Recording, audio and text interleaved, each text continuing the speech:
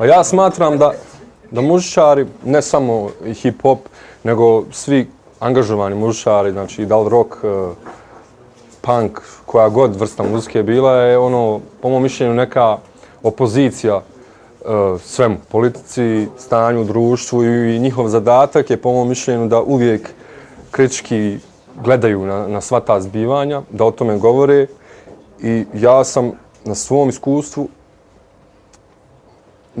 skonto i naučio da muzika mijenja, jer je mene dosta naučila. Ja sam, ko klinac su mi uvijek bili veći autoriteti, neki muzičari, nego roditelji ili profesori. Ja imam sina od 13 godina i presretan sam što je fan Frankija, a što ne gleda Pink i trash narodnjake, tako da mislim da je to jako važno što radi Franki i s ponosom mogu reći da sam fan svega što on radi. Ja vjerujem da, evo, koliko god sam možda više vezan za pop i rock, Franki daje mnogima usmjerenje kako se ophrvati od određenih poroka koje često puta ljudi vežu upravo uz ovakvu vrstu glazbe i glazbenih pravaca. Moje osobno mišljenje je da zapravo to nije istina.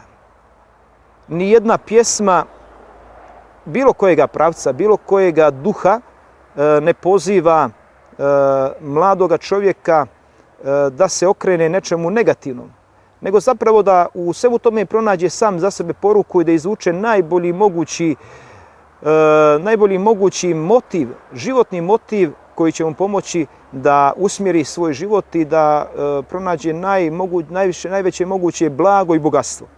Franki ima u svojim pjesama itekako puno bogatih sadržaja, osebujnih sadržaja koji mladom čovjeku mogu itekako dobro doći u razmišljanjima što uzeti u ovom vremenu koje nam pruža mnogo toga lošega, mnogo toga što nije baš prilično, kao što je droga, alkohol, prostitucija, kriminal ili ne znam što drugo što nije niti moralno niti etički.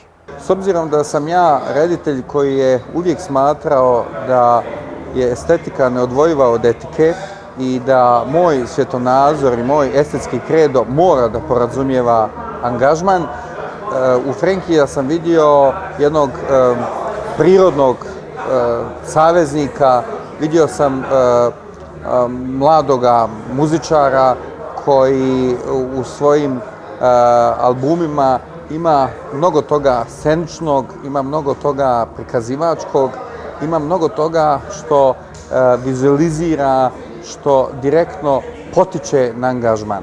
To se dogodilo u našoj prvoj saradnji na predstavi Mortal Combine, muzici koji su mnogi komentarisali ne samo u Bosni i Hercegovini, nego i kada smo izlazili sa tom predstavom kao jednom vrlo snažnim, interpoliranim scenama samim za sebe koje su skoro bile u nekom breftovskom wow efektu.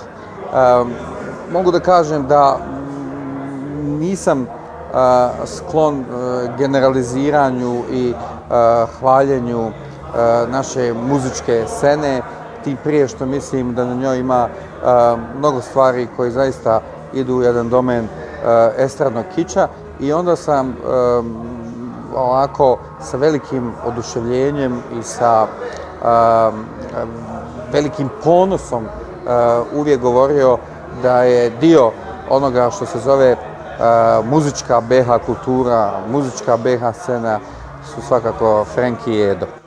Volim pjesme u kojima se na jasan način ilustruje stanje u Bosni i Hercegovini. To su pjesme u kojima se ja nalazim, koje razumijem, kad ih slušam vidim slike, a to je stvari smisao, jer kad čitaš književno djelo, kad ti književnik uspije dočarati ono što piše, to je valjda uspjeh. Tako kad čitaš Mešu i Ivo, ja kad slušam Edu i Franke, ja vidim slike.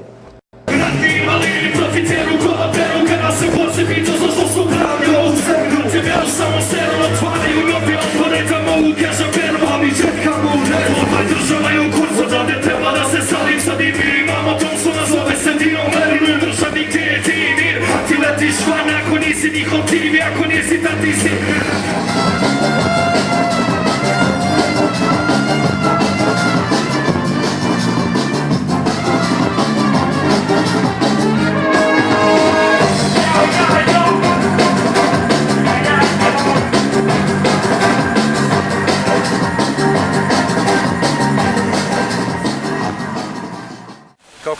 koncert? Kojem? Ovaj Mile Kitić to. Mile Kitić. Kako je bilo? Kako je bilo? Šta da kažem, pa bilo mi je... Samo super na tim ovim. Pa onako je.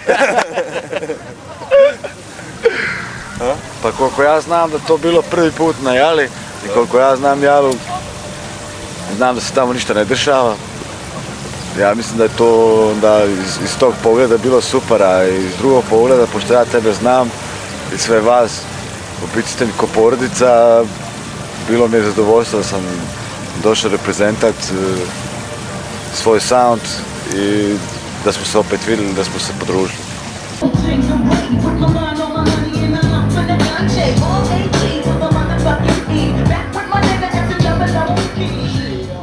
Znam da ti je dobro, a šta ti se sviđa toliko na Tuzli? Pa vi? Mi? Da, ljudi. Najviše ljudi tu. Cijela ta ekipa, familija, FM Jam, sve oko toga. Pa i našli smo se u muzici, kao što smo rekli da muzika nema granica i ili to repčuga, ili to reggae, ili to drum and bass, hip hop, to sve što mi pravimo, puštamo, nema granica za nas. Ja se nadam da ćemo to, samo da smo živi i zdravi, radili do kraja života. Kad ćete nam ukinuti vize?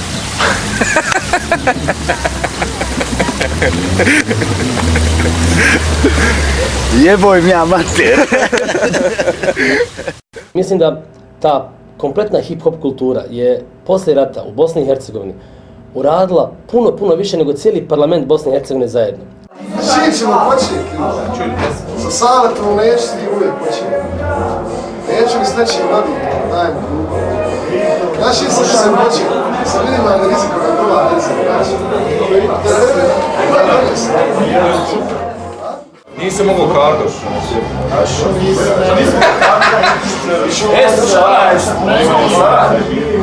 Ja znam. Misliš da ću se Sarajevo Ovo ti ljudi spiju, Emir vam sred polodna se bori. Evo ću vam pauzu.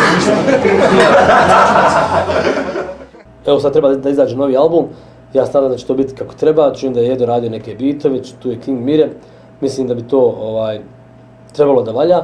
I ono što bi volio jeste da i poslije Ede i poslije Frenkija i Hamze, koji je to neozbiljno nikako da izda zvanično CD nego nešto na internet stavlja, da se pojavi nova generacija također mladih ljudi koji će kroz tu hip-hop kulturu braniti ono što je Bosna i Hercegovina.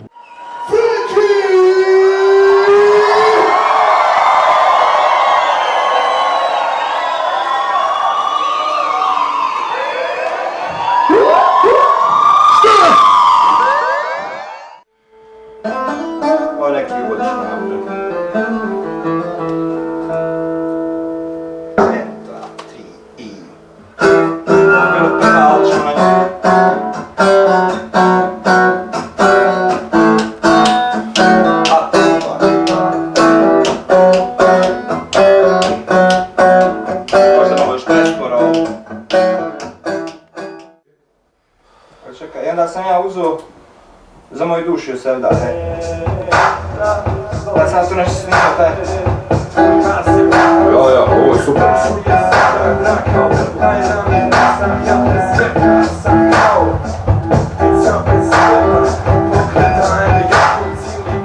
Ti prvo snimao, pa sam ja onda... Super, popuni ga. Ti snimao na taj stari video, tako? Da. Dobro. Nije rana, mi nisi ništa ni pokušao snimati, to možeš... Ne, ono mi je toliko konfuzno što mi poslao, apsolutno mi ne ide. Ja, previše. Vrlo mi je, baš previše je agresivno. Malo mi prostora ostavlja. A što sam njemu sad rekao malo prije, možemo, ja imam pravo neki tu puno ideja započeti i svega, ali će kitova napravljeni. Ja? Kita. Da ja ugasim. Pa mogu vam ja to puštat malo nešto, ali ono nešto govorite kao i to, znaš, te neke variante. Ajde, evo ja ću zvat pare. Ti od pare.